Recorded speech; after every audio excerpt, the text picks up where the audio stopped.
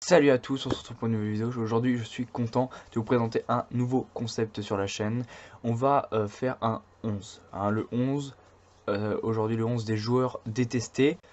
Certains parleront de plagiat de ma part par rapport à PFUT.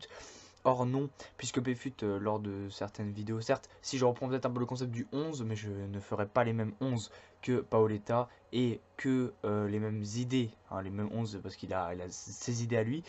Et Bien sûr, lui, il a fait déjà une vidéo sur les joueurs détestés, mais c'est les joueurs que lui, il détestait. C'est marqué les 11 joueurs que je déteste. Or là, moi, ce n'est pas les 11 joueurs que je déteste, c'est les joueurs détestés. Souvent dans le monde du football. C'est un autre... C'est une autre façon de voir les joueurs détestés. Donc je tiens à dire que je ne copie pas du tout Paoletta. Peut-être que je m'y inspire un peu, mais c'est un 11 c'est un 11 fait par moi-même. J'espère qu'il va vous plaire. C'est parti. Le 11 des footballeurs détestés. Je vous présente mon 11 des joueurs détestés dans le football. Donc on va commencer par le gardien Geoffrey Jordan, qui n'est pas du tout apprécié dans le monde du football. Pour son caractère, sa façon d'être sur le terrain, c'est un bon gardien de Ligue 1, mais voilà, Geoffrey, bon, je me permettrai pas de dire qu'il est stupide. Trop nul.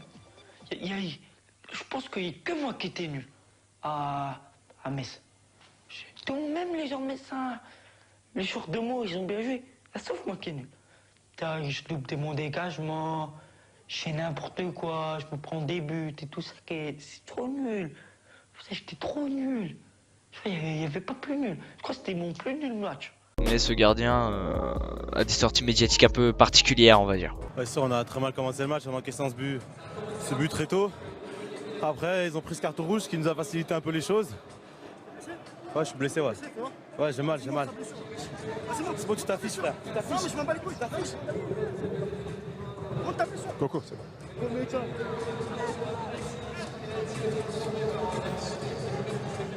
Ouais, je vais prendre... Ensuite, Thiago Silva. Alors pourquoi Thiago Silva? Parce que en fait il est pas totalement détesté, il est beaucoup apprécié dans le monde du football, c'est un grand défenseur central, mais suite à la Coupe du Monde au Brésil, il a été beaucoup critiqué, il a été hué, détesté par certains Brésiliens, d'où le fait que je le mette dans ce 11. Également au Paris Saint-Germain, dans certains matchs où il n'a pas été au rendez-vous en Ligue des Champions. Ensuite les gars, Nigel de Jong. Alors lui, très grand joueur, mais je veux dire que Xabi Alonso il l'a senti passer lui. Everybody was kung fu fighting. Those kids were fast as lightning. In fact, it was a little bit frightening.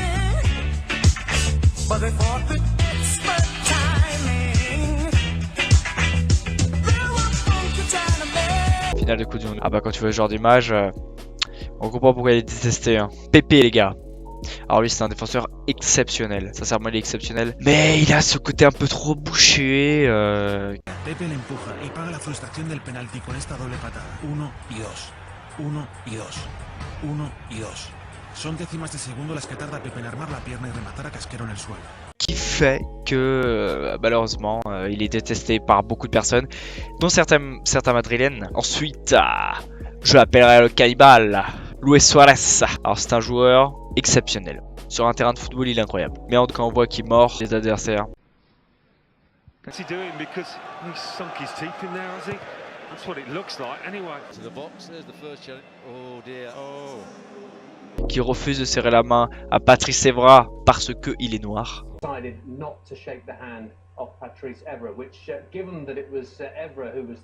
C'est pas normal. C'est ça qui gâche un peu le joueur, le fait qu'il soit détesté dans le monde suite à ce genre de choses. Également, rappelez-vous, il a également à lui tout seul carrément éliminé le Ghana en quart de finale de la Coupe du Monde en 2010. Pas de façon réglo, mais en arrêtant le ballon avec la main.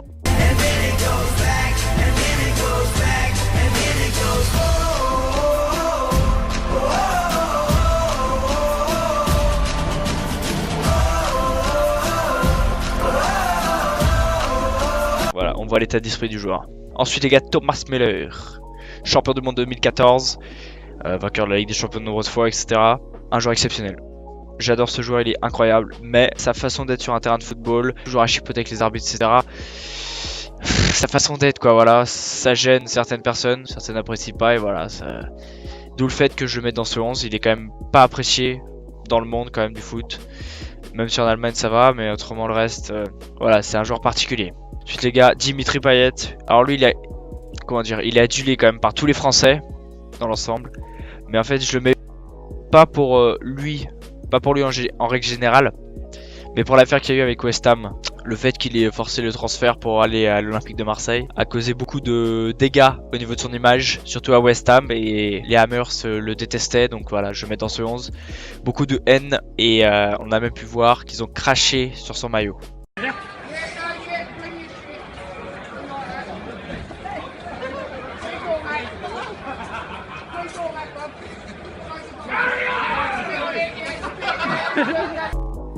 Ensuite les gars, Sergio Busquets, l'un des plus grands milieux de terrain de l'histoire du foot en termes de récupération de balles, choses comme ça. Mais il a un peu comme Thomas Müller une attitude qui plaît pas, qui fait qu'il est détesté, et surtout qu'il triche beaucoup.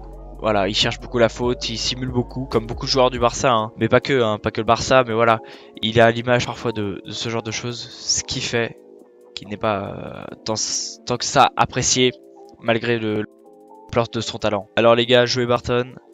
Rappelez-vous, il a joué à l'Olympique de Marseille. Il a une attitude un peu spéciale, hein. Oh, le coup de pied.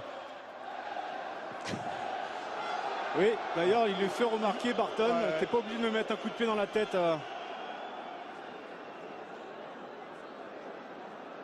Ouais, et puis moi, j'ai pas peur de toi.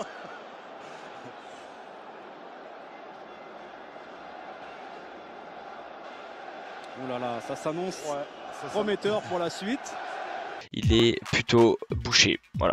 Une grande partie des joueurs qui sont dans ce 11 sont bouchés, sont débouchés sur le terrain, je veux dire, font des fautes volontairement, faire mal l'adversaire, comme De Jong, Pepe, etc. Ou d'autres sont vraiment un peu horribles en dehors du terrain, on va dire. Bon bref, Barton, voilà, c'est une crapule. Le petite crapule, tout simplement. Cet homme n'est pas ami avec Joey Barton, mais c'est Zlatan Ibrahimovic, alors qui est adulé par une petite partie de personnes. C'est un joueur exceptionnel quand même. Mais qu'est-ce qu'il est prétentieux, qu'est-ce qu'il respecte pas assez les arbitres. Voilà, il a un comportement qui fait qu'il est détesté par pas mal de personnes. Un peu comme Mario Balotelli, hein, que vous verrez juste après. Bon ballon de bonne mère vers Ibrahimovic, le pied un petit peu haut dans le thorax de Ruffier, et l'arbitre qui va sortir le carton rouge contre Zlatan Ibrahimovic pour ce geste. Un geste maladroit et un peu dangereux, mais évidemment le Suédois ne veut pas faire mal, il joue le ballon. Mais voilà, c'est Zlatan quoi. Här har vi den situationen där du är lite frustrerad i det här läget, va? Jag ser Jottan. Det är non-look pass, så det är bra. Ensuite le dernier joueur du 11, Diego Costa les gars. Alors lui c'est son attitude sur le terrain. En dehors je sais pas, mais sur le terrain il est agressif. Il est trop dans son match. Ça reste un très grand buteur, mais il commet trop de fautes.